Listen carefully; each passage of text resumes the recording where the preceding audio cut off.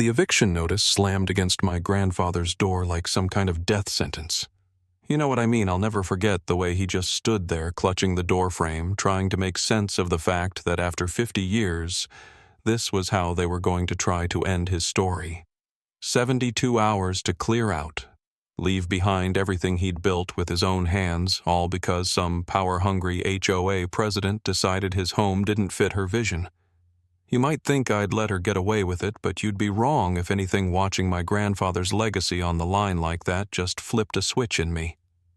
I wasn't about to let some small-town tyrant bulldoze his entire life, not when I had the law on my side and a hell of a lot more fight in me than she was ready for. So, let me back up a sec. My name's David Martinez. I'm a real estate lawyer out of San Francisco. Property disputes, HOA drama, you name it, I've probably seen it. But nothing quite like this. I'd driven down to Pine Valley, this sleepy little town 2 hours south, to visit Grandpa Joe, who, if you can picture a coal miner with hands like sandpaper and stubbornness hardwired into his DNA, that's him. His 5-acre ranch was his pride. Chickens clucking, garden thriving, old red barn leaning just enough to show it had seen some storms, but always held up. The kind of place that tells you a man's story without him saying a word.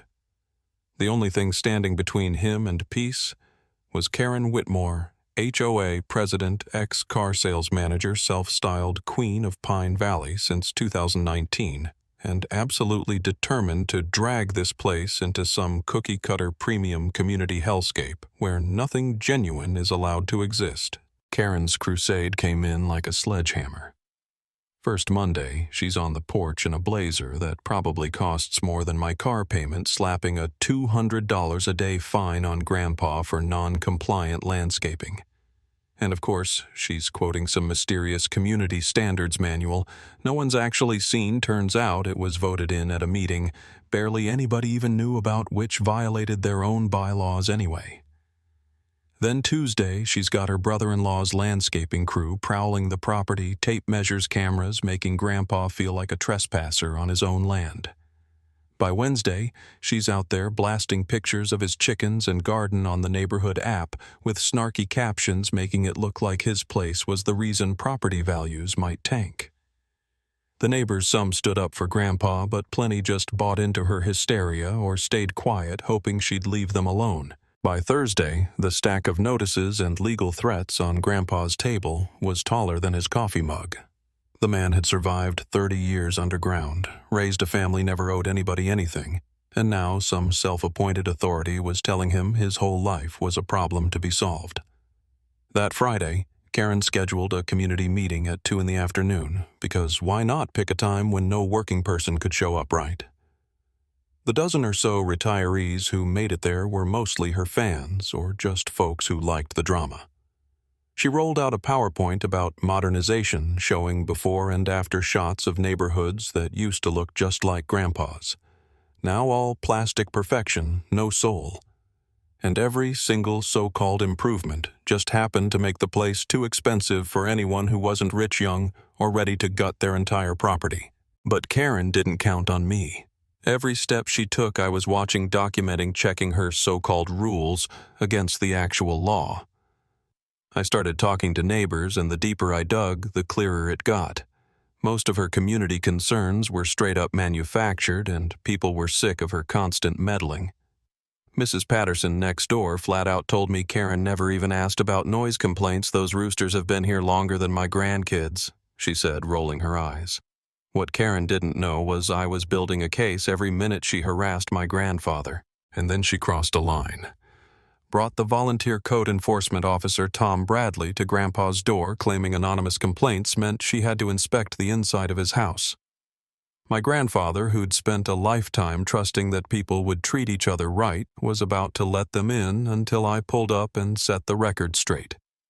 I told her on camera that not only did she not have authority to do any such thing, but if she kept harassing my grandfather, she'd be answering to a judge instead of just me. Tom, bless him, bailed as fast as he could. You could tell he'd had enough of being used as Karen's muscle. That was the start of her unraveling. I started digging into county records, HOA filings, every piece of paperwork I could get my hands on. and what I found Grandpa's property was grandfathered in, protected by law, specifically exempt from new HOA rules.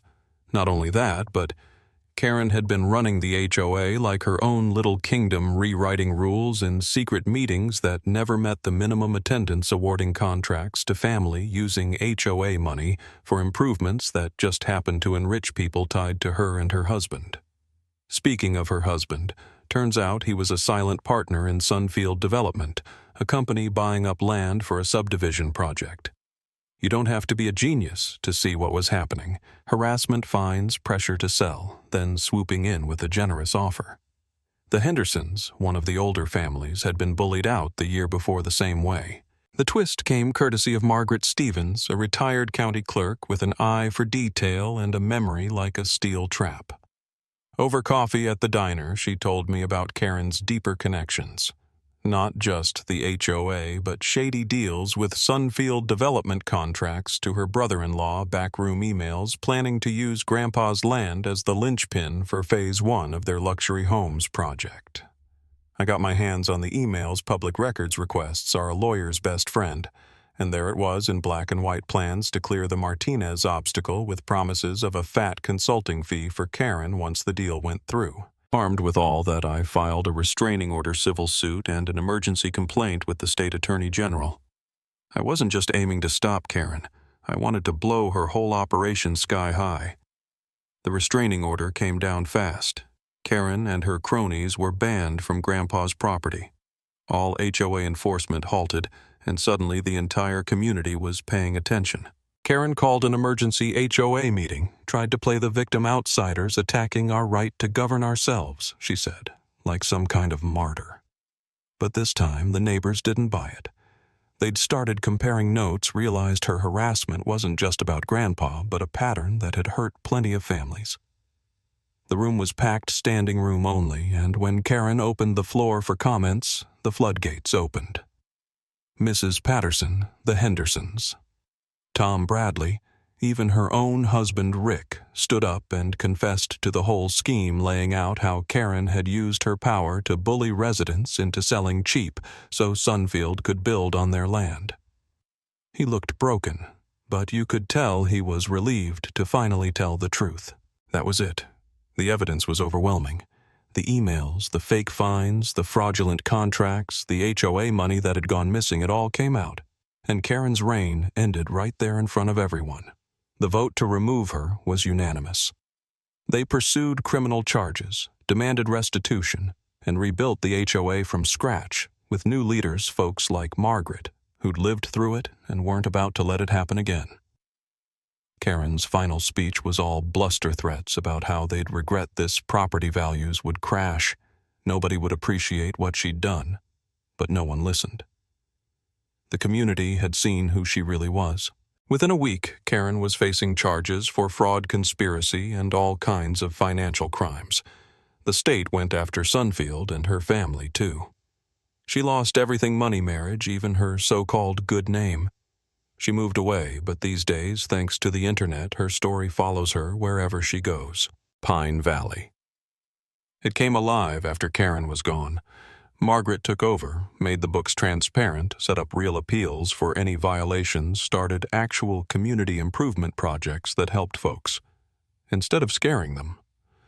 Grandpa's property, once called an eyesore, became the heart of the community, a place where neighbors gathered, where kids played, where the weekly farmers market drew families from all over the valley. Grandpa spent his last 8 months surrounded by people who finally saw him for the pillar. He was not the problem Karen tried to make him out to be. But you know what's wild?